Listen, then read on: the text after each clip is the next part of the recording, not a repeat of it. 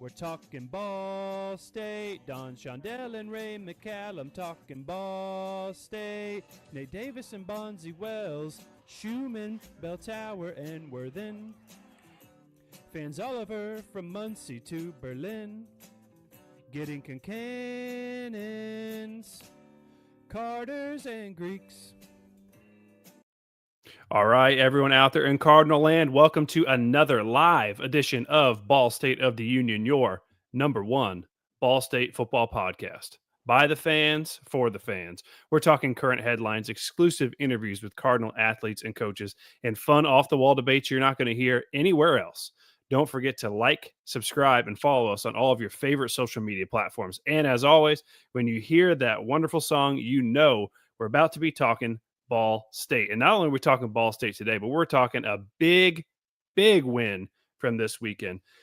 Everyone out there, I'm John, joined by Colin from Ball State Football Talk on Twitter, and the newly minted Ball State Hall of Famer, the one, the only, Mr. Willie Snead. Boys, seems like you had a good weekend. We'll get to all that here in just a second. I want to remind all the fans out there listening right now, if you can hear my voice and you want to get in on the conversation, put in your questions or comments on Twitter, on YouTube, on Facebook, and we will read them all at the end of the show. Now, before we jump into this weekend, we got two things we got to remind everyone of. As always, Ball State of the Union is partnering with the Shop Indy. That's the www.theshopindy.com. Use that code BSUnion at checkout. You buy any of these shirts, you buy some of those sweet hats they have, and you're going to get free shipping on that order. Just use that code BSUnion, and we got you on the shipping. One other thing, Ball State of the Union is a proud member of the College Huddle. Last week, we had on a guy by the name of Stephen Vitt, who I believe is actually watching right now. So shout out, Stephen. He has a podcast as well called the Bobcat Corner. So go ahead and check out if you want to hear the Ohio version of what happened this weekend. But the College Huddle is kind of like a group of independently made college football or college sports podcasts, and we are a proud member of it. And so we're going to see some people who come on throughout the show throughout the year who are also a member of that. So be sure to support the College Huddle. Go check out their website if you're a fan of any other teams besides Ball State. So that about wraps up our business end of this here. So, boys, Ball State fans, alumni, everyone out there, we've been through the mud here these last few years. We've had some tough years. We've been waiting for some success. And we are finally starting to see the dividends of that. This team has gotten better each and every week, I would say. Coach Yurmovich was on last week, and he says that's their main goal of what they want to do is they want to be better from week 1 to week 2, week 3 to week 4. And they got a big win this weekend against who many people thought were the number one team in the conference, the Ohio Bobcats. Ball State wins by a score of 20-14. They scored 20 unanswered points. It was 14-0. Kyle Kelly, great day, 17 of 33, 185 yards, 1 touchdown, and he also ran 21 times for 96 yards and a touchdown. And I think on the defensive side, the big name of the day, Nathan Voris, 3.5 sacks. We'll get to him a little bit more throughout the show and on Wednesday with our preview for Western Michigan. But overall, awesome weekend in Muncie. Willie, I'll start with you. You were there for the Hall of Fame. You got this big win. Kind of what were your overall thoughts of what you saw on the field Saturday, and what was the weekend just like overall for you? Yeah, first of all, it was a great weekend. Shout out to the Ball State Sports. The AD, Jeff Mitchell, they all threw a great event on Friday for all the inductees in the Hall of Fame. Truly honored again and blessed to be a part of that great group of people. The football side, man, it was a little slow at first, John. I'm not gonna lie. It was it was frustrating in the first half to see Ball State not really get anything going on the offensive side of the ball. Defensively, I think they held it down as best as they could. They contained the quarterback pretty well for the most part.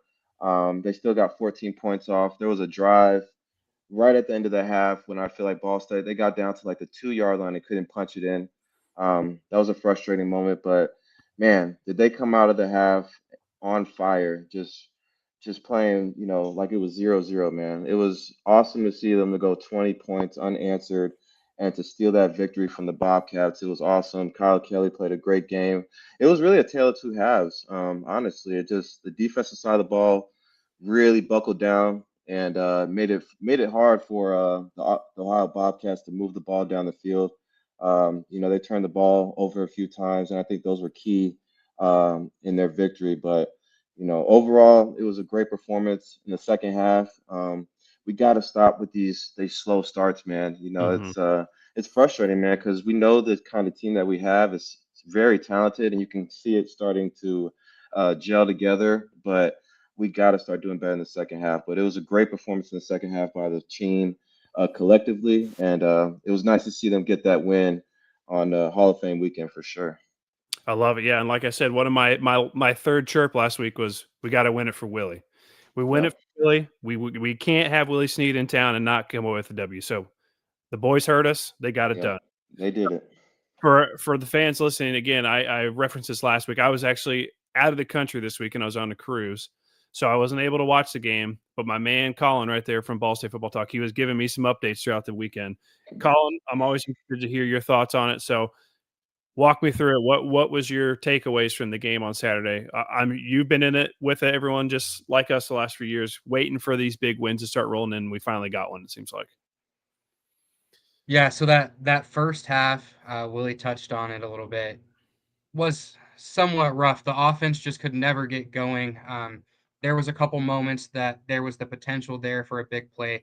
Durham got open and he was kind of like jumping and waving his arms a little bit, and then Kyle Kelly hit him, but he passed it in a way that he was thinking Durham was going to keep running, and he kind of stopped on the play. So just like a miscommunication there, we didn't get points on something that could have been a surefire touchdown. And then when Willie also discussed this at the end of the second quarter, we went for it on like 4th and 3, didn't get the points there. At halftime, the mood, not of the team necessarily, but of the people that all went to seek shade. I heard some people like, man, I'd feel a lot better if we had those 3. But looking back, I like that we went for that because it kind of set the tone. Like Coach U was being aggressive. He was like, we're getting this dub. I'm not coming in just to get the little points. Like we're Hmm. gonna win it. So at the end of the first half, obviously defense looked spectacular. Nate Voris in particular already had 3 sacks by the end of the first half. But the offense never got going. Our biggest play, other than the sacks, really was TJ Horton on a kick return.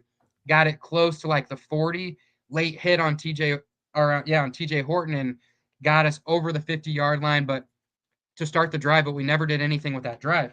Hmm. So honestly, for Cardinal Nation, if you're looking, you want to see the highlights, you can just skip the first half because it was 14-0 at that half. Now the third quarter is when everything really turns around. Um, I'd say the people that really had the biggest game for us on offense was Kyle Kelly, of course. I mean, he was doing it a lot with his legs. Keon Magwood, every time we needed a Hmm. big play in the passing game, it was him. He had the snag on the sideline that Willie shouted him out for. He had Hmm. that, I think it was a first half grab that he shook a couple people for. And then before the end of the second quarter, the thing that set up that 4th and 3 before the half was a Keon Magwood catch as well. So even though he only had like 4 catches, he went off for like 92 yards. So he was phenomenal. And I have to give another shout out to Adam Saul because he actually gave us 2 free points, pinned the team on the 1 yard line, bad snap, and then we get a safety. And then the defense gives the ball back to Kyle to try to make something happen. We didn't even score on that drive. So the defense Hmm. had to make another stop. The defense was so strong that it was like there was a moment. I think we had like five. They got the ball with 5 minutes. Defense made another stop and gave us 3 minutes to get 3 points. So it was really an incredible game. I mean, Ohio did choke it away a little bit, but we had to take that. And I saw a lot of leadership from Kyle Kelly. I was right Hmm. behind the bench. Kyle Kelly came to the sidelines in the fourth quarter and was like, "You guys cannot be tired. It's the fourth quarter."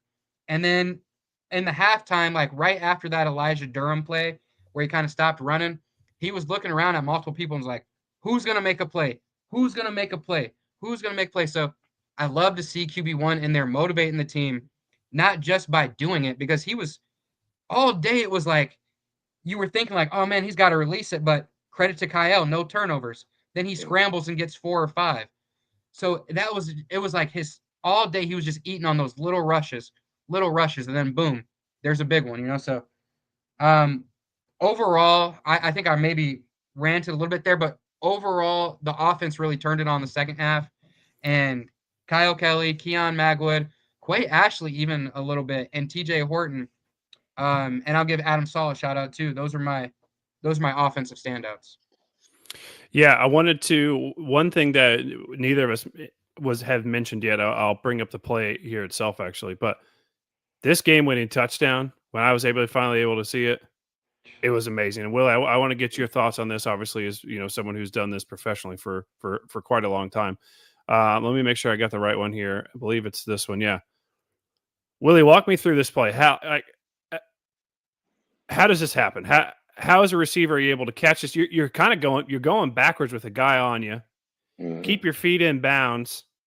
Shed a guy to the house. I think we knew Magwell had this ability all along, to be able to make those plays. And at the point of the game, it was like it's all about matchups. You know what I'm saying? I believe he had that matchup all game. And Coach U, I heard Magwell say in his press conference that Coach U looked at him and told him go make the play. And that's Coach U being a player coach and having the confidence in Magwell to be able to go out there and make a play and know Kyle Kelly's going to put the ball in the location where he can snag it and take it. But I mean, when he caught the ball, it's that second gear for me where it's just the playmaker in him just stood out. To be able to not to just catch it and go out of bounds or fall. You know what I'm saying? It's like, Mm-hmm. no, he had the wherewithal, he had the strength to stay up, break another tackle, and to score in the end zone, man. That was a huge play. And I know I talked to him before the game. I talked to Shaq Van, the receiver coach, before the game, and I told him, get five the ball. Get five the ball because at the end of the day, he's a playmaker. He's the explosive guy on their offense. When he can take a screen to the house. We saw that last week with UConn. He's got the ability, and now it's just really about Coach U and the offensive staff to scheme up plays where they can get that guy the ball because when he has the ball in his hands, he's dangerous and he takes our offense to another level. So, kudos to Kyle Kelly and Magwood really just to build that chemistry and Kelly having the confidence to put that ball in the air in a spot where his guy can only make the play. And I told Magwood before the game, I was like, man, do your thing today. Go out there and have fun, cut it loose, and make plays all day. And that's what he did, man. 4 catches, 92 yards, and a game-winning touchdown. He's got to be feeling really good about that to start off. His first, last, MAC opening, for the season. So it was great. Great ball, great catch, great finish. Loved it all the way around. Yeah, Willie, I have a question. Do you ever worry that we rely on Keon too much? Like, I think McDougal got a catch, Donovan Hamilton got a catch, Quay caught a little bit out of the backfield. Yeah, But so far this season, it feels like we might be relying on Keon to the point where if a defense keys in and they double Keon, who's going to make the play for us? Do you right. do you think that's fair or no? I think it's fair, because he's balling out of control, and you're gonna expect teams to double team him at some points, and that's gonna have open up our opportunity for another guy to make play. I remember McDougal. He had a shot play down the field, and Kyle Kelly put it in a spot where it was going to be a contested catch, but that was going to be a grown man catch. That was going to be like a 50-yard explosive play.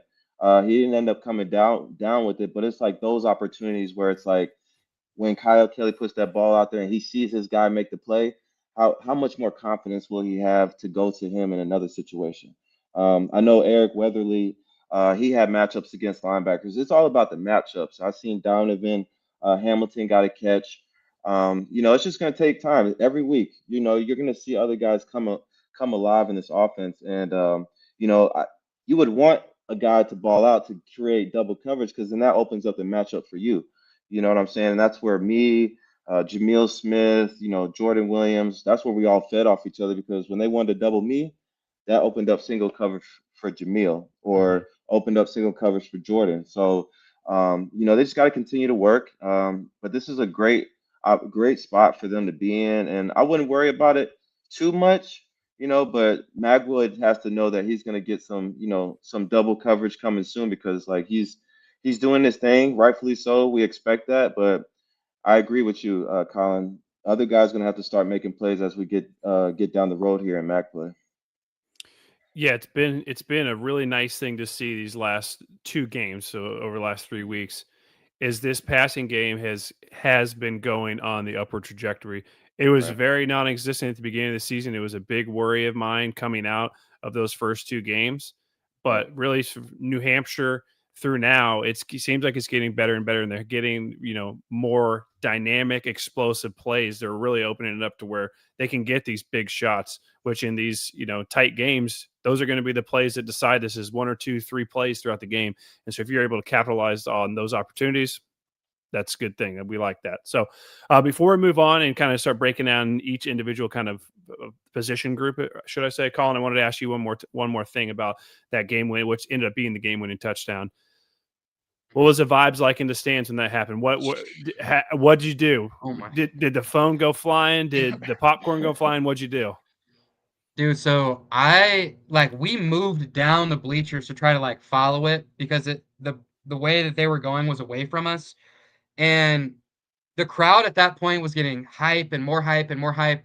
Like on third down, they're like, Cardinals, start your chirping. And they want you to be like, chirp, chirp, chirp. But really you're just standing there clapping and you're kind of getting louder.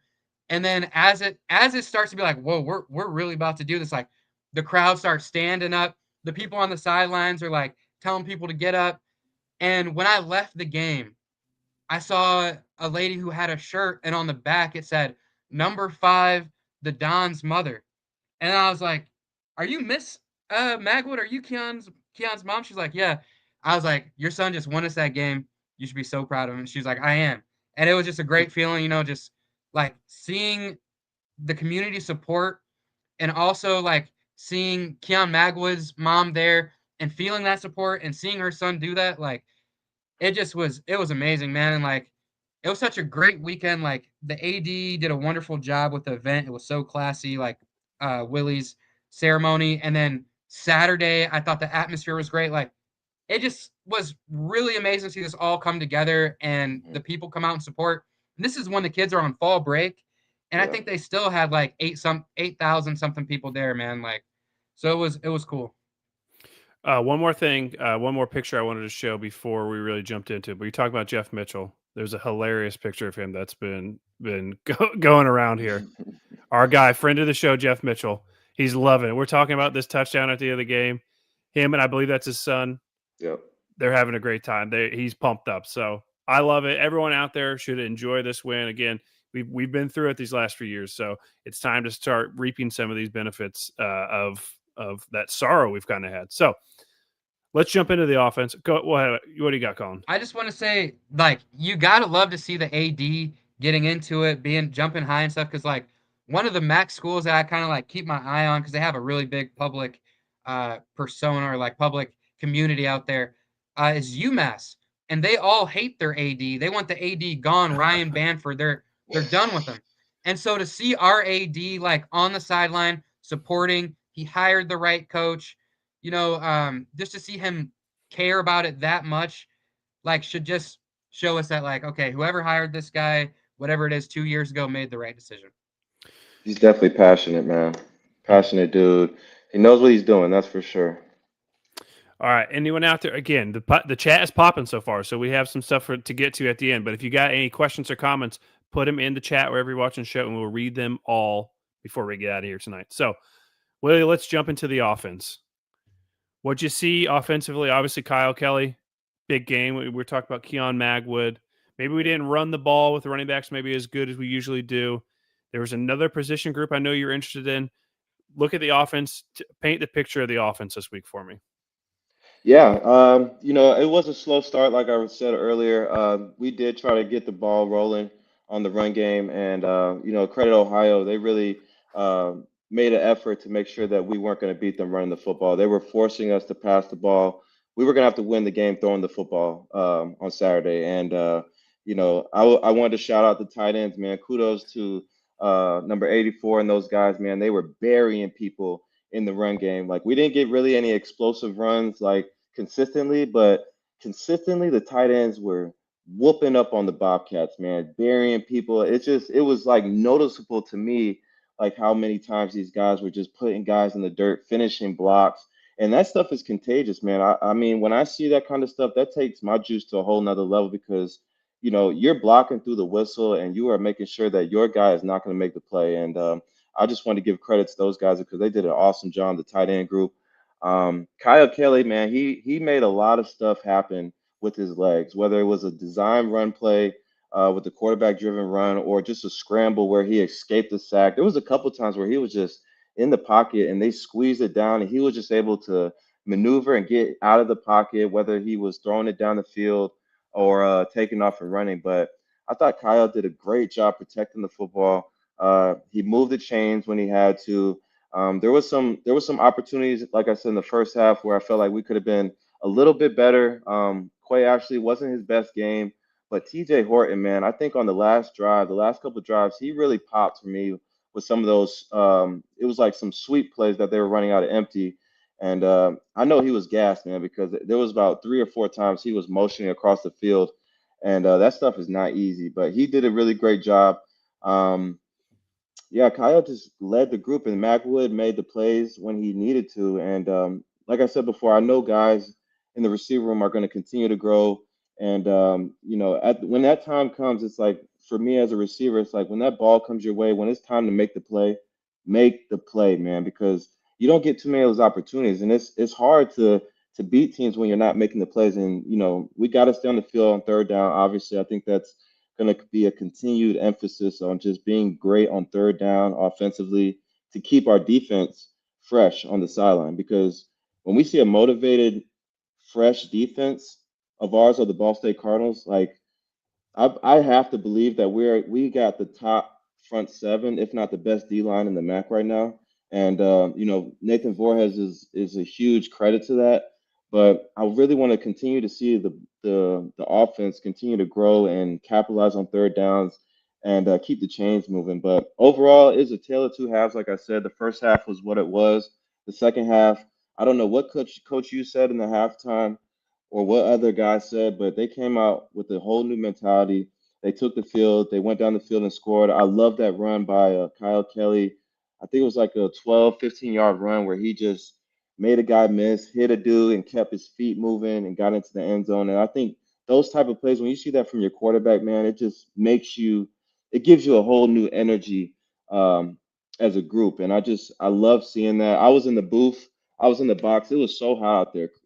I don't know what was going on. If October, because I remember October being cold, but it was like 80 and sunny, and that turf was beaming. I'm like sweated out my stuff, so I had to get in the booth, and that was awesome. So when I saw Magwood make that play at the end, that booth was lit, man. We were in there screaming, high fiving. I'm high fiving 85-year-old men and grannies over here screaming their head off. It was an awesome atmosphere, man. And that's Ball State football, man. I think that's what we've been missing the past decade since when we won in 2020. But that was COVID year. Nobody was at the games, right? Mhm. But it's just that type of energy, that type of juice that I think people are really looking for. And I really appreciate the guys just to come out in that second half and just really juice it up and take it to another level and really fight and scratch and claw for this win, man, because they did that. And really just proud of the guys coming together in that second half and really shaking off that first half because it was ugly. It was ugly, John. I didn't like it at all. And I'm right there on the field just trying to keep my composure because I'm like, man, it's a whole new half, and they came out there and did it, executed, and obviously they can continue to get better, but the execution was there enough for them to get this dub and start 1-0 in MAC play. What you Yeah, got, Colin? so offense wise, that first half, we only had 2 drives in the first quarter. That first drive we had was a 3-and-out. We went read option, quick pass, and then took a sack. The Mm. second drive, we got that big kick return by TJ Horton, started over the 50-yard line, and it was just a bad drive. This was, I think, maybe my number one least favorite call of the day was a 3rd and 8, and we ran it. I mean, I know sometimes that pops, but it didn't there, so it kind of just ended the drive there. Now, the only other thing you can really criticize Coach U on at all for this game on the call wise, I would say, is that final second quarter play where we got a free 3 points right there. And I know he wanted to be aggressive, but I think that's fair to criticize that as well. Um, Kyle Kelly was putting his body out there on the line. We're going to see a play. We've got a clip of it later. John will pull it up. But before we get into that, I just want to touch on TJ Horton, what Willie Snead was saying. Because when we pinned Ohio on the 1 yard line, but right before we pinned them, they had pinned us inside the 5. And to get out of our own end zone shadow, TJ Horton had to have 2 big first down runs. And then we had a tough drop by Durham that led us to punting. Now, if we don't get those 2 first downs, we don't pin them on the 1 and then get that safety. So I want to give him a shout out too, because while that might not seem like a huge play, those 2 big back-to-back runs set us up for the 2 points our special team / defense we're going to get. Yep. All right. I think that covers it mostly for offense here. Now I want to flip it to defense. Now, again, I wasn't able to watch this game, so I'm just kind of going off highlights and the box score. But it seems like Nathan Vora has had a career day of career days this weekend. He seemed like he was everywhere. Colin, I know you've been big on him since it got announced he was coming here. Nation's leader in sacks now. You've been wanting a sack guy. Tell me about Nathan's game this weekend. Man, I'm so glad he's here. And shame on every single coach that he texted to come onto their program and they ignored him or they told him no, he didn't want him. Because Ball State was the only FBS program that wanted this kid. And now he's the sack leader in the country. So I just want to put that out there first. But I had chills watching him. Like, just being behind that sideline there, like, the way he was talking coming off that field, like, man, I don't know if I ever seen a Ball State player with that much, like, aura, that much clout. Like, he was coming off the field, like, yelling, they can't stop me. It doesn't matter who they send at me. Like, dude, I had chills. I had chills for real. So that was just incredible to see, and I hope it continues. He's one hell of a player. I've been begging for somebody to make some noise in the backfield, and he does it consistently, man. It's just incredible to watch. I'm so thankful he's on my team. Mm-hmm. Mm-hmm. Willie, how much does he remind you of a game like he had this weekend of like a Jonathan Newsom back when you were playing? Yeah, he's a beast, man. He's just an opportunistic guy too. At the end of the day, he is killing his matchups. If you just watch the highlights, man, he's a dog, man. He seeks blood in the water and he's coming after you. And kudos to the whole front line, the D line, because they were getting after. They made Navarro uncomfortable, especially in that second half. Now Navarro, he had some plays in the first half where he was getting slippery, man. Like there was one play where he was rolling to the right and then end up juking like 5 guys and got all the way back to the other side of the field for like a 25 yard gain in the red zone, and I know they spoke a lot about him just being like a triple option type of quarterback, but I feel like the defense really contained him, especially in the second half, from just blowing up the game because he has that type of ability. Now, there was a couple, I want to say bonehead plays by him where he dropped the football. It was a 4th down play where they were rolling out to the left and he ended up dropping the football and everybody rallied to him. So that was awesome. And then the one where they got pinned when we punt, he just drops the ball in the end zone and they fall in it and it's a safety. So those plays really just on their part were just, plays where they just messed it up. But we were right there to make the play. We would make sure that, that play didn't, nothing happened after that. And, I'll give a shout out to the secondary too. They really played sticky because I remember you saying last week, Colin, that receiver they had, number 7, he's like 3rd in the nation right now. Chase Hendricks? I think that's his name. Yeah. He really didn't make any plays. I know he had 8 catches for 104, but I think most of that came in the first half. But for the most part, I mean, the secondary really contained them. Didn't really give up too much. I know there's some plays down the field where we made plays on the football without them getting that explosive. So that was awesome to see because I feel like the secondary's been struggling for most of the year, and I think on Saturday was a really positive thing to see, that just that growth and continuing to build on all the games that they had leading up to this. And you can see the juice, you can see the swagger, even with me being on the pregame field, just being out there, I could just see the swag, I could see the juice, like it's there. They just got to continue to tap into it. And then the linebacker play, man. Those guys play downhill. Shout out to Coach Knowles, man. He was, I know he got shouted out this week as the top assistant coach.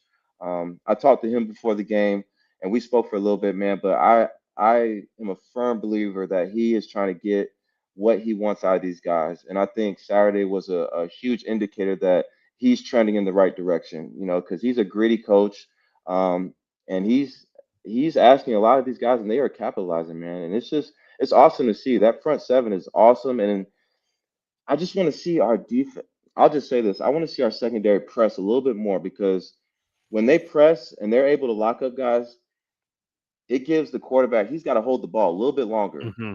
And you know what happens when quarterbacks hold onto the ball against our defensive line. Like a sack is coming, kudos to Voorhees because he is an animal, man. Hmm. So I just want to see the DBs, press a little bit more. The coaching staff have a little more confidence with their guys pressing. I think they were pressing more in the second half, which is why I think the pressure was there. Because in the first half, John, they were giving up so much free access. It was unbelievable just seeing like our guys play like 8, 10 yards off on these guys, and these guys are like, you see the stat sheet like they can make plays, So I think we have to challenge guys more at the line of scrimmage and make them prove that they can beat man press. You know what I'm saying? Anybody can run a post route or out route against free access, but let me see if you can do it against press coverage. You know what I'm saying? And guys get tied up down the field. That pressure gets there a little bit quicker. And I think that's something I really want to see. But overall, in defense, man, that second half, they just, clamped down, and then kudos to them on the last drive, man. They had to score. It was a situation they had to go down the field and score, and they gave up some plays down the field. It got tight at the end, but when they threw up that Hail Mary, and I saw the referees do the incomplete sign, it was awesome, man. And they held it down all the way to the end, just how they're supposed to. Great win for the defense. They did an awesome job on Saturday. Yeah, and that you brought up a perfect point that I was going to, if you didn't touch on it, was while we see all those sack numbers and we see the tackle for losses and the front seven get after it, like you said perfectly, Willie, the only way they're able to do that is if that back end is holding up and making sure that he can't get that ball out. And so kudos to them, because handful of times this year that hasn't been the case. But Right. it seems like they had to have done an awesome job this weekend for that to be the case. A prolific passing offense that didn't really get off the ground too much. I mean, they only scored 14 points. So kudos to them. I know that's kind of like a harder position group to really like look at the stat sheet and X, Y, and Z outside of interceptions. So yeah, shout out to them. That was an impressive thing when I was able to finally, get a chance to look at everything when I got, off the cruise ship today, basically. So Because before we those move on, guys, yeah, go John, ahead. because those guys were like, I think it was Hendricks and Harris the second, like they were making plays all game, and they didn't shut down. You know what I'm saying? Like when the guy gets caught on, it's like a third and forever, and he makes the catch to get a first down. It's just like you can tank real quick, and I think I just saw the composure of our defense, like the composure of our secondary really show. It's just like, all right, next play. You know what I'm saying? You gotta have short-term memory when you're playing DB because the next play could be the play that changes the game. You know what I'm Hmm. saying? And if you're dwelling on the play before, that's gonna mess up everything. And I think that's a maturity thing at the same time. You got to see that, and they're just continuing to learn and continuing to grow each and every week. And that's what's so exciting about watching this team is that you can continue to see them gradually get better each and every week. And I think they'll peak at the right moment during the season when we need it the most. So, like you said, it was awesome to see the secondary really start to gel together and play as a unit. Okay. Before we move on to the special teams, I think Colin had a couple more points about offense and Yeah. defensive guys. Yeah. Yeah, offensively, I would be remiss if we didn't talk about the O-line. And it's always a position that when bad stuff is happening, everybody wants to be like, it's the O-line, because a lot of times when bad stuff is happening, it is the O-line.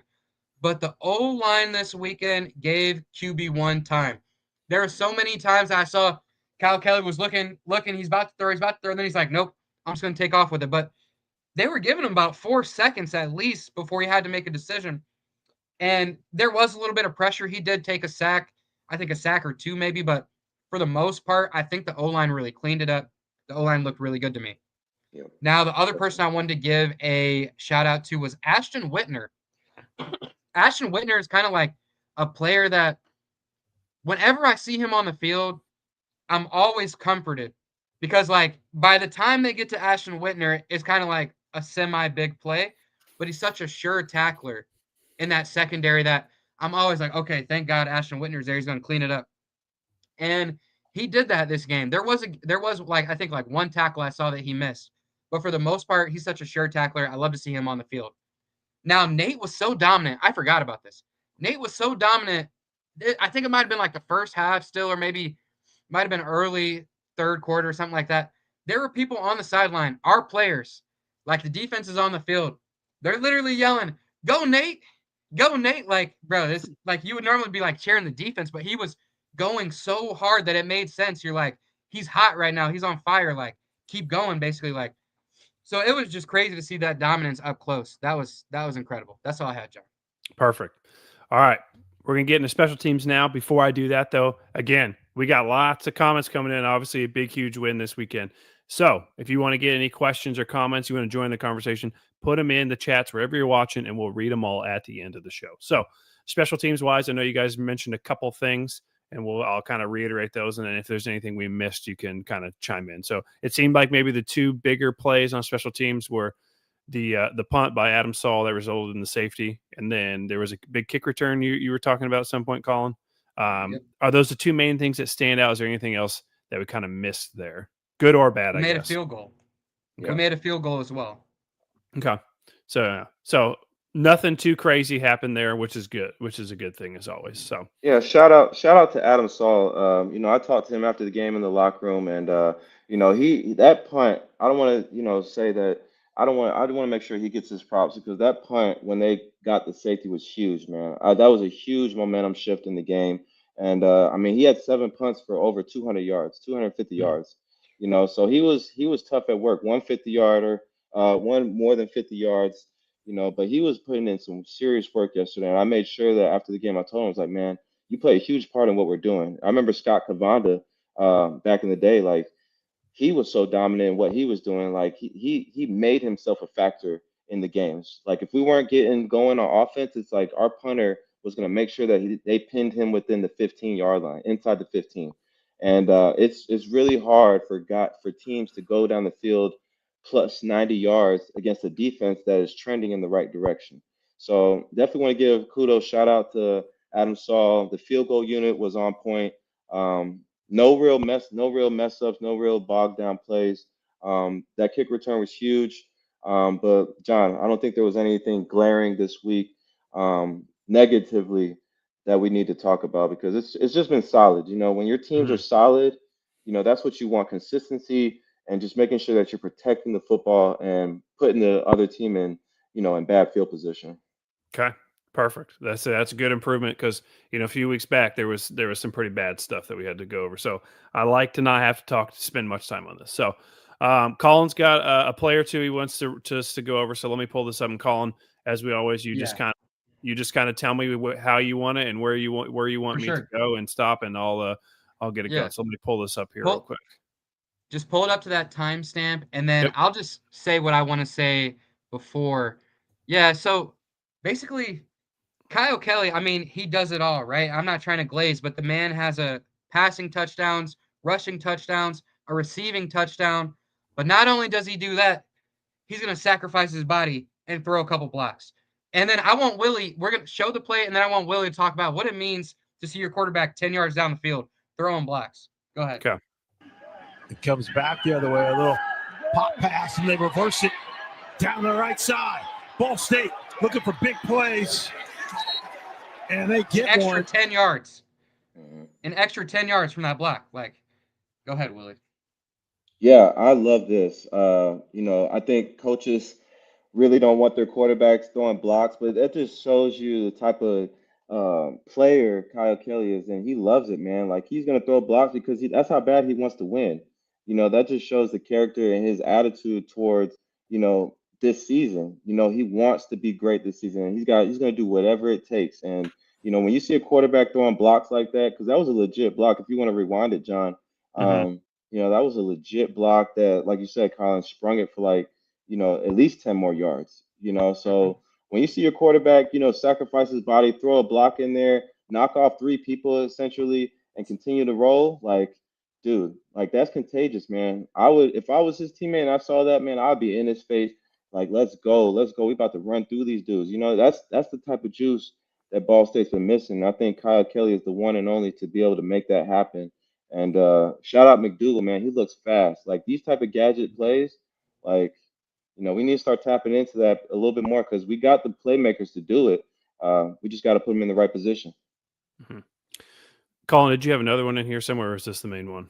Yeah, I mean, I was just gonna say, like, if you just play it right now, John, and just let me talk, but he was not gonna be denied on this drive because literally the very next play off this drive, maybe not the next play, but 3 plays later, So look at 4th and that. 2 in. Yeah, this He was an wasn't awesome run, you man. you weren't Awesome gonna run, stop him on dude. that. I mean, rewind it. Look at the O line, man. Look at the conviction of the O line to block down, get their guys out of the way, guys pulling, and now it's just Kyle Kelly with the safety. And I'm taking Kyle every time, man. Florida kid, he knows what to do with the ball in his hand. And look at the guys pushing him into the end zone. That's contagious, man. That's a team that wants to win, and when you put that stuff on tape, that sends a message to other teams. John, one more time because there was a big block by Quay Ashley there. And then look Mhm. who's in the end zone to meet him in the end zone right after. Somebody's gonna come off the left side here. Boop. Yeah. Nope. Get out of there. Yeah, that was Great run, great finish. Love to see it. Yeah, so he was not about to be denied on that one. Mhm. Great, and it looked like, and watching that back, it was a fourth down call too. So Yeah. last week we couldn't stop anybody in fourth down, and this week, we're able to kind of flip the script a little bit there. So, okay, so that is those couple plays Colin wanted to look at, and then he had one other thing that he wanted to bring up that Willie kind of referenced earlier as well. But he's talking about Jeff Knowles getting that recognition from CBS Sports as being the MAC coordinator of the week, I think. So a lot of question marks with Coach Knowles coming into the season after what we saw last year. Colin, after our first week of MAC play, are you happier this year with the defense than you were last year? Oh yeah, I mean 100,000%. At this point, John, like I don't want to count my chickens before they hatch, but if our defense keeps doing that, I'm worried somebody's going to steal Jeff Knowles. Like this is early, we're 2-3, but if our defense keeps doing that, we might be in trouble because somebody's going to try to steal him. Mm-hmm. Yeah, we'll see. Him and Coach Yu go back a long ways, so had to be pretty good to get him, I think. So, Fair. Okay. Before we get into, we got a couple more things before we get to do the listener questions. So again, keep them coming. We got a bunch coming in. I love to see them, and we'll get all to them here at the end. So, Willie, I'll start with you. Give me your player or players of the game this weekend. Definitely got to go Keon Magwood. He stepped up. I talked to him before the game. He was ready, man, and he had a dominant performance. It wasn't Willie Snead numbers, but you know what I'm saying. But he had a great game nonetheless, man. That touchdown at the end of the game to get that opportunity was awesome. Got to give props to my boy Kelly, getting one on the ground and in the air, not turning the ball over, protecting the ball game. Like I said, defensively. Nathan Voorhees stole the show, man. Just his relentless effort, just to continue to grind and get those 3.5 sacks. Guy was just, he was in demon mode on Saturday. And I just love to see it because, I think that juices up everybody else around him to play at that type of level. And then I'll shout out the punter, man. Like I said, he had 7 punts for over 250 yards. Really was putting in work, putting Ohio in really tough positions to have to go down all the way to get their points. So those are my guys that I'm shouting out this week, and just want to see them continue to grow and continue to stack games and performances like this. Yeah, and they might not have been exactly Willie Snead numbers, but he certainly looked like Willie Snead going into that end zone to win the game. So Sure did. I was liking I that. love to see it. All right, Colin, your players of the game this week. Willie had it spot on. I mean, I got the same 4, but I'll add 1. So in order, this is who I had it: Nathan Voorhees, Keon Magwood, Kyle Kelly, T.J. Horton, Adam Saul. Mm. That was my top 5. Okay. All right. As everyone knows, if you watch the show, and if you don't watch the show, make sure you subscribe so you'll be able to watch it in the future. But I was on a cruise, but Colin and Willie were both actually in town at the game this weekend. Willie was there to be inducted into the Ball State Sports Hall of Fame, which is long overdue, even if you ask me, even at his ripe old age of 32. But and Colin was there as well to support and kind of get out there. So, boys, I'll open the floor to you. Walk me through the weekend, the Hall of Fame, the game, everything. Willie, we'll start with you as the man of the hour. First of all, shout out to Colin and his beautiful wife for showing up to the ceremony on Friday. Now, nobody knows this, but I was incredibly late for this ceremony. I had a really bad day of flights and rental cars at the airport, and the people at Ball State really just they did a great job just really push it back. And I got there like 7:30. It was supposed to start at 5:30. I felt terrible, but like, they made it seem like it was not a problem at all. And, just I just felt the love and the appreciation from everybody. And, I just try to do my best to be available and just to show how, appreciative I was of just this honor because, like I said this in my speech, this isn't something I think about, when I'm in the game, when I'm at Ball State. I didn't think I was ever going to be recognized as a Ball State Hall of Famer to be something great, to this university. But it was truly a humbling moment, and my wife was with me, my son. I got to see the other inductees give great speeches, and shout out to them as well because this is something truly I can really look back and appreciate, and my son can look back and look at how I was as an athlete and how I performed at the top of my game. So it was an awesome weekend. Just Friday itself was awesome. It was awesome meeting Colin for the first time, and his beautiful wife, and we got to kick it at the same table. We had the VIP table. Did you think it was a VIP table, Colin? Because I felt like it was, but It was there was a notable. lot of It was definitely a yeah, notable. it was a lot of good people at that table. But Saturday in itself, it was a bunch of it started off early because it was a noon kickoff. Mhm. So, I had, some interviews lined up. I got to see the facility because I haven't been there in like 6 years. And the indoor is such a beautiful building, man. I love to see that they finally got that done. The coach's offices are incredible. And, when I first walked into the building, I just had immediate flashbacks to when I was in training camp or when I was in my game day, moments when I was at Ball State. It was just truly an awesome moment to relive. And then, obviously seeing these guys get the dub in the fashion that they did, just to grind it out. And they really showed how much, commitment and grit they have in this football team. They showed a lot about themselves this past Saturday. And after the game, they were in the locker room. I got to go in the locker room, and Coach U gave me a moment. He brought me in, and the guys were like, going crazy because the last time Ball State beat Ohio, and Colin, you mentioned this last week, was 2012. That was my sophomore year. Mhm. And we actually beat them back-to-back years. 2011, we went up to Ohio. We beat them in a kind of the same type of game. The final score was 20-23, and we had just scored, and they were actually going down the field like on a last-minute drive, and Travis Freeman, shout out to my boy Trav, ended up picking off the quarterback to seal the victory. And the next year they came out there for homecoming, and you know how we had to do with that. We destroyed Smoked them. them. It was actually a close game, John. If you remember, it was like back and forth all the way through the third quarter. Kelly Page made an appearance because I can't remember if Wenning got hurt or not, but Kelly played a lot that game.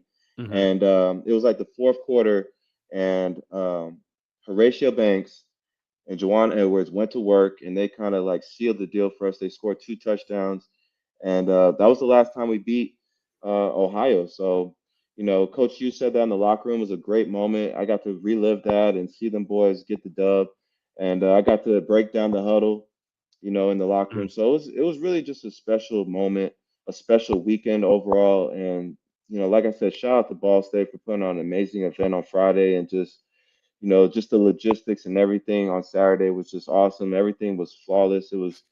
I really felt the love from Ball State, and it was awesome to come back and see that, and just to be able to see old teachers, good friends that I had back in the past.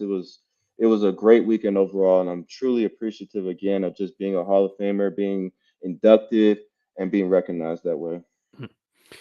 Yeah, say again, again, I'll say long overdue, even at your age. So it's great appreciate that it went well and you had a good time and you felt the love. Now, Mr. Ball State Football Talk, Colin, it's your first time at the shoe this year, correct? Yeah. Yeah. Well, so my high school team Hmm. played 7-on-7 football there earlier this year, like Mhm. on the actual stadium and in the indoor stadium. And I got Mhm. to play call for that particular 7-on-7 that day. So I got to experience it on the actual field. But for the live Ball State game, yeah, it was my first game. Yeah, walk me through the weekend from your perspective. Obviously, you went to the Hall of Fame as Yeah. well, Yeah. which apparently Yeah. Willie was causing Beautiful. delay for. We didn't know about. Oh man, Yeah, but it was it was okay. bad. It was Yeah. Paula did such a good job making sure like there wasn't any pressure and they had an open bar and so people were drinking. It was classy, it was beautiful. It was like really, really well done. And they had Mick Tidro up there on the stage. They invited the honorees up and then played a video that had their career highlights, and then did a Q&A. It was Mhm. beautiful. It was beautiful. It was awesome. But Willie spoke to it mostly.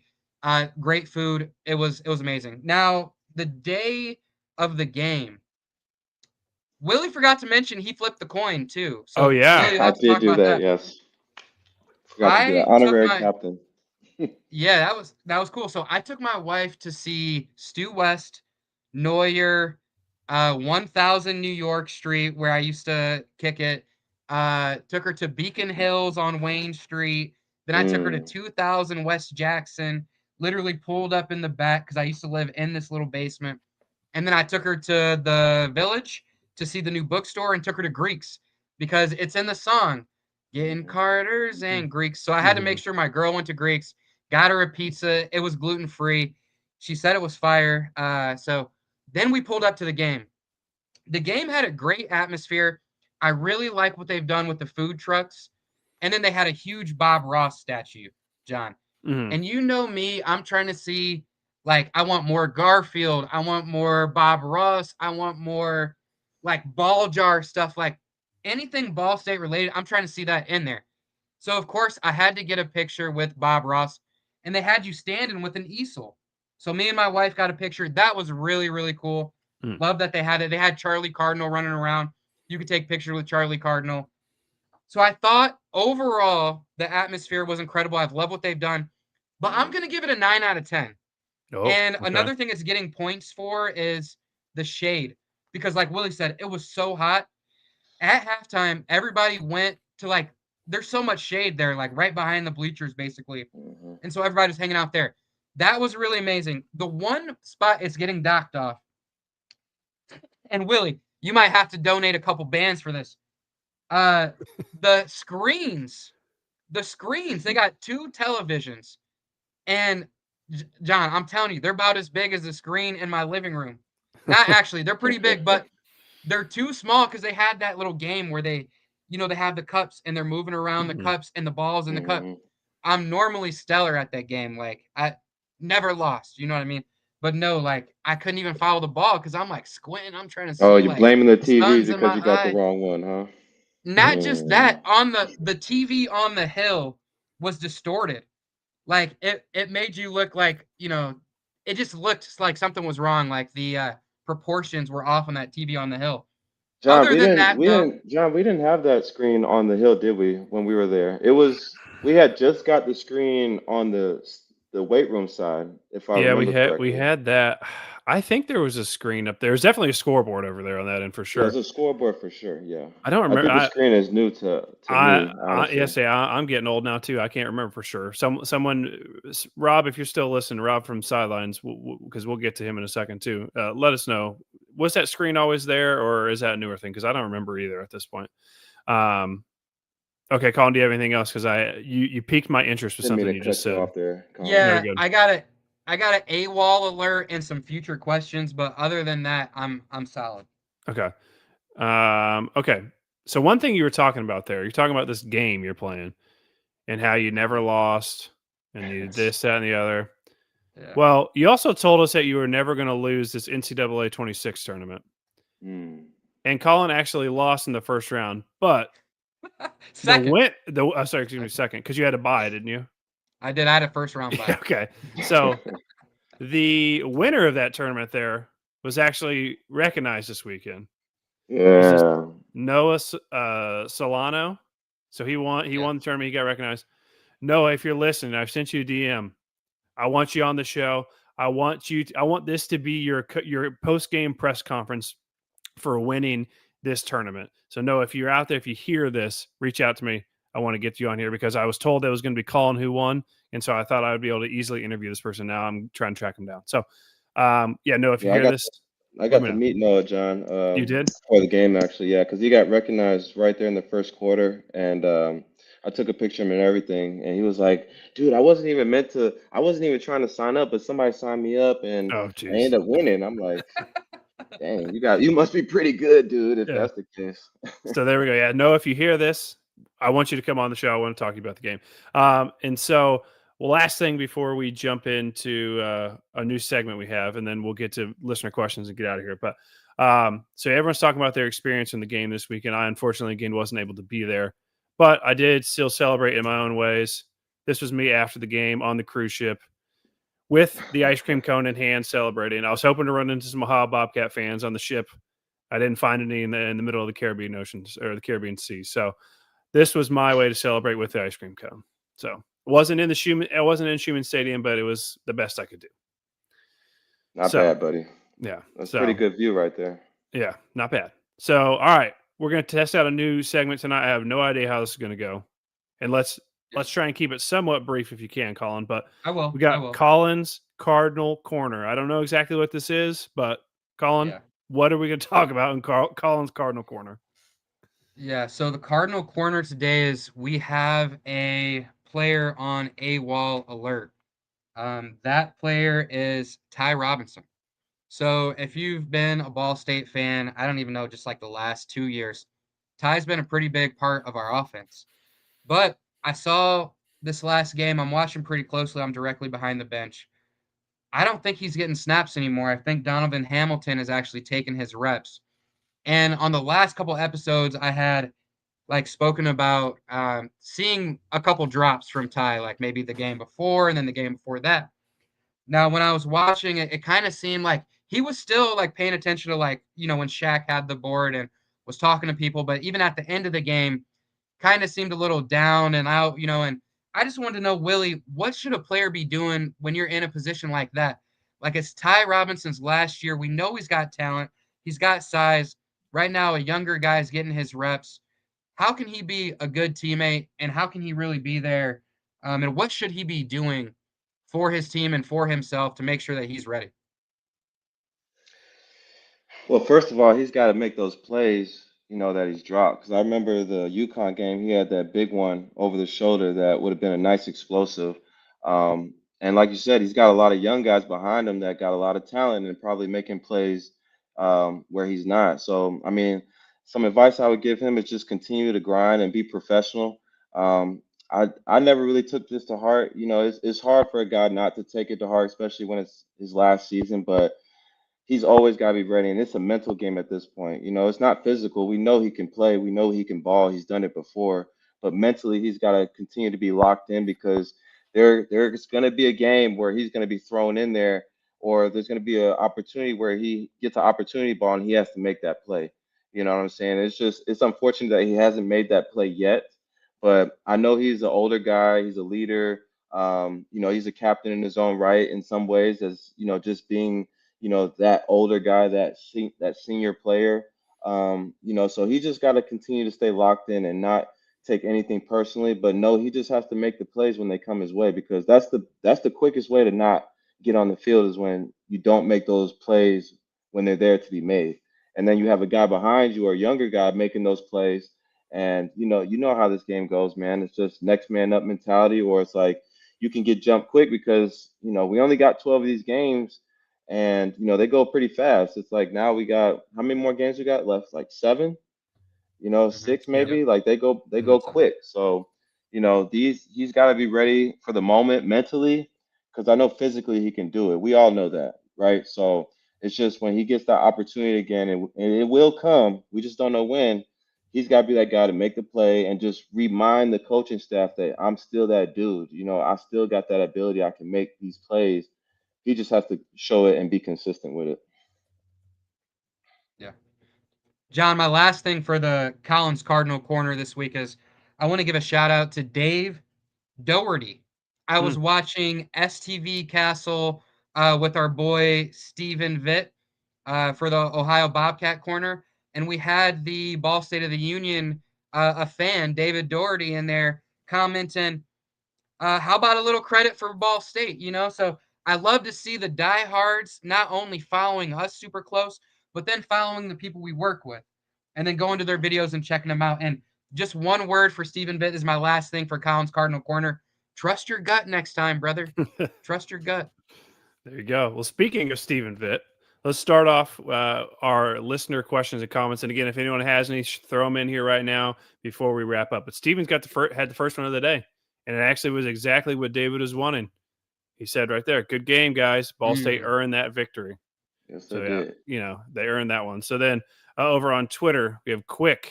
Magwood has been so clutch these last couple years. I mean, that was definitely put on full display this last weekend. So I agree. I don't think there's any, qualms about that. So Steven had another thing here. Said, give Ball State all the credit. The Cards did what they had to do. Yeah. So, Ohio obviously been a very good team the last couple of years, still a very good team, but it's any given Saturday in any sport. And so, you never know, especially in these MAC, because Willie, the MAC is a weird conference where you could be top of the conference, bottom of the conference, doesn't really matter. All these games end up seeming like they're going to be close. Obviously, when you're playing, we had a handful of blowouts from time to time, but you guys were kind of stacked. So it was like any given year with the MAC, man. You can't count anybody out because I never thought Miami, Ohio was that good, and then they start winning some MAC championships. And so it's just like you said, any given year, you got to be ready. And it's got to be your end game every year. Mm-hmm. Quick again on Twitter. Yeah. One has been protecting the hell out of the football. Love to see it. Yeah. Colin, I know that's been winning these games. Yeah, Colin, I know you've been a big Kyle Kelly supporter. He's doing a great job these last few weeks of holding on to the football, not turning it over. Always a recipe. Is that something that it has to be something you instill when you're coaching your high school guys? Is we're holding on to this ball. Yeah, and last week, this is no joke. I coach freshmen in JV, and sometimes they go together. We'll do a C team game. We lost 22-6. My quarterback had 6 interceptions. Ooh. No joke. And I know people are probably thinking like, why did you keep throwing it? That's another discussion for another day. But talking about Kyle Kelly, like I had somebody in my messages after the game. They're like, yeah, he can do it with his legs, but what are we gonna do when he has to throw to win the game? Brother, he just did that. Yeah, he said he just threw it to win the game. So, and I was sitting in the crowd, and there was like some, there's some people that always, got a smart attitude when they're thinking we're going to lose or something. So Kyle Kelly was holding it for a while because, like I said, the O-line was giving him time. There was this lady that was like, throw it, but he didn't do that for a reason. You know what I mean? Like the turnover is going to cost us more than like whatever, a 5-yard, whatever he's trying to do right there when he can get 5 on the ground. You know what I mean? So I just love, and I want to see him rip it too, but a little bit of hesitancy is good at the same time. So I love there was no turnovers, ran a clean game. If he did have turnovers, the haters would be talking about the turnovers. So it's really like either he's going to hold it a little long or he's going to turn it over. I'd rather he hold it a little long if he's going to keep working like he did right there, Mm-hmm. Yeah, and I don't think this offense is set up or designed for us to throw for 350, 400 yards or anything like that. I think if we can hit that sweet spot and hit that 200 to 250 passing yards or right around there, I think that sets up really well because if they can run the ball like they do and then they can throw it some, I think they're a really hard team to stop.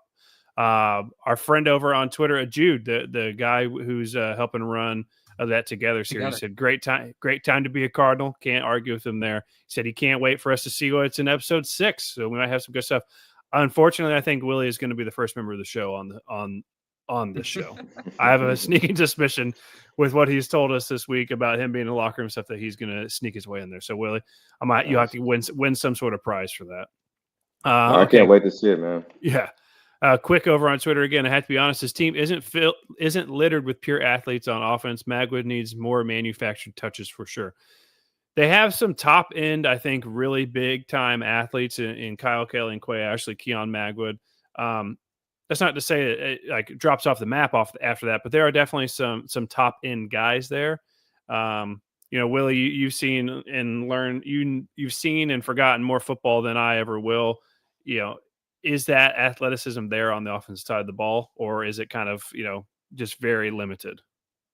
No, seeing it up close and personal in pregame warmups, we definitely have a lot of talent.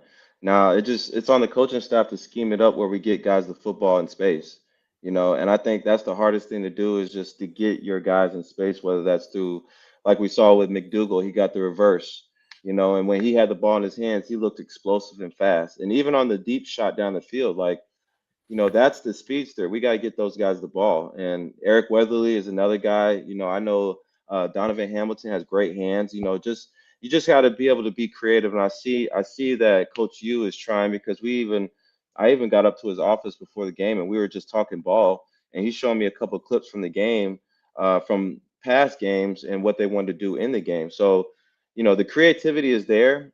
I think it's just the execution part. And then, just Coach U calling it at the right time, and those guys, like I said, executing and showing that we do got more talent because it's there, definitely, John. Mm-hmm.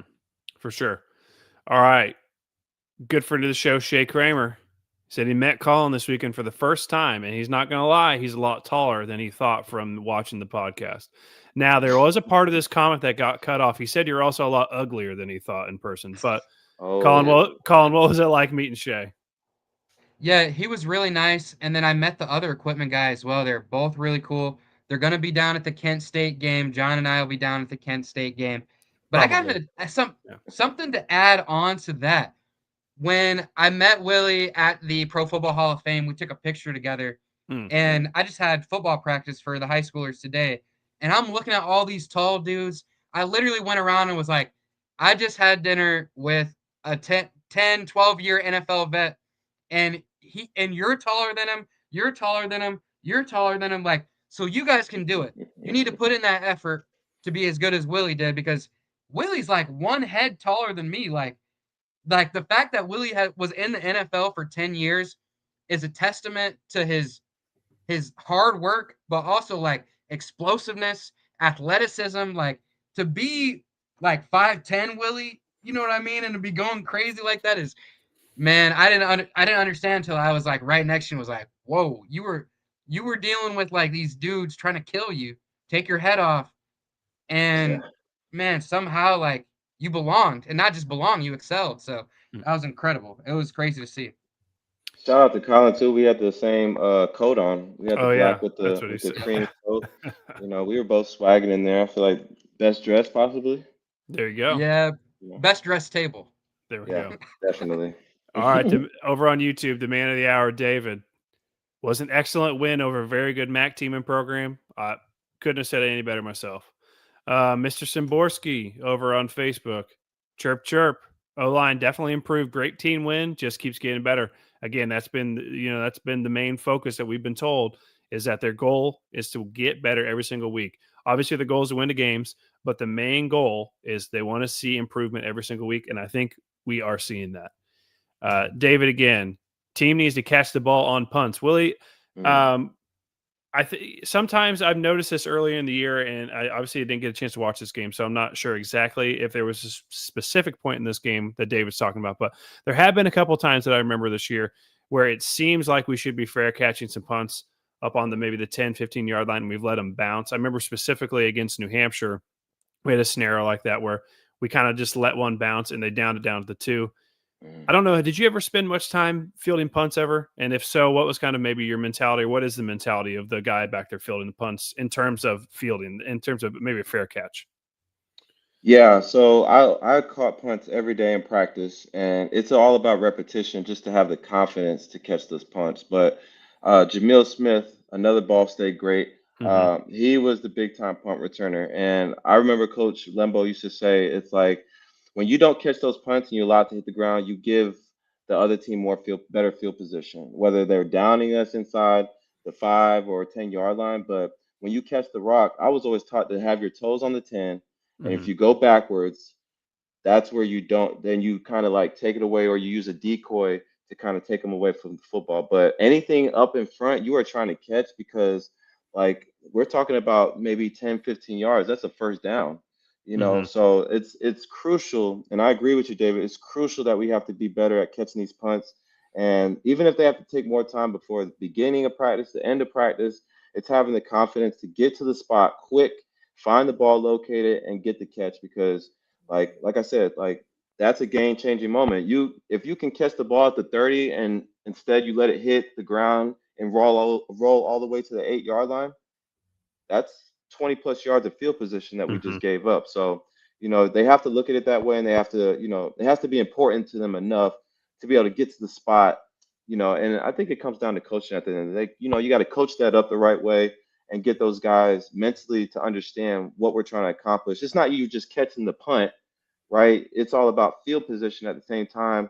And I see a lot of guys, a lot of young guys, they'll drift, they'll go slow, or they'll try to, I was always taught, and I was taught by a great special teams coach who coached Devin Hester, Randy Brown for the Baltimore Ravens, kicking specialist.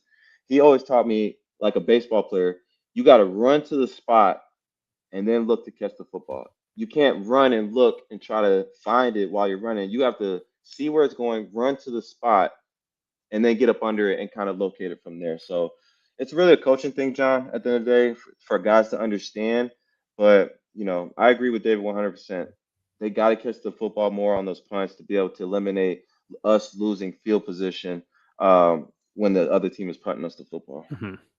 And David had one more thing here as well. He said, why do you play such good defense, especially in the second half, and then most let them score with that ugly prevent defense at the end of the game? I understand why you want to go into a prevent defense, but it does seem like a lot of times prevent defense does not work, especially maybe at the end of first halves. Willie, where do you stand on prevent defense? I know as a wide receiver, you probably like it because you're going to be getting some yards added to the stat line, but I know I was always told, like in those situations from the defensive standpoint, like if you're trying to knock the ball down, they'll take a safety out or a linebacker and they'll put a receiver in. Like I was that guy for us at Ball State. Like if we was ever in that position, which we rarely were, they would put a receiver in because, we're used to catching those balls, or we're used to going up and trying to get those contested catches, or just knock it down.